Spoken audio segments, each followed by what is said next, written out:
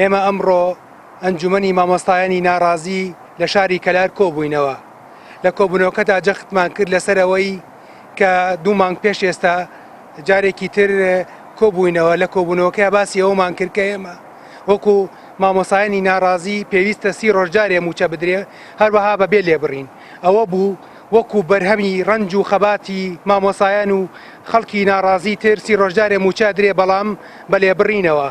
ئێمە داوا دەکەین ئەو لێبڕینە کە هیچ بنیادێکی قانونی نییە، هەروەها ستەمە ئەم نادادیە بە زووترین کات ڕابگیرێت. لە کاتێکا گەڕانەگیرێت ئەوە ئێمە هەموو ئەگەرێکی کراوە هەموو ڕێگاکانی تری مەدەنی بەکراوە یێڵینەوە.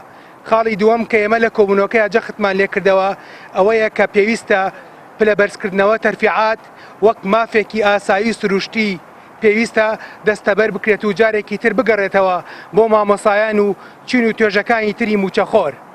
خاڵێکی تر لە کۆبوونەوەکەیە جەختمان لەسەر کردەوە پێویستە بەڕێز مامۆستا بەدڵبەرواری بە زووترین کات لەگەڵ گیراوانی تری سیاسی لە نزیکترین کاتدا ئازاد بکرێن.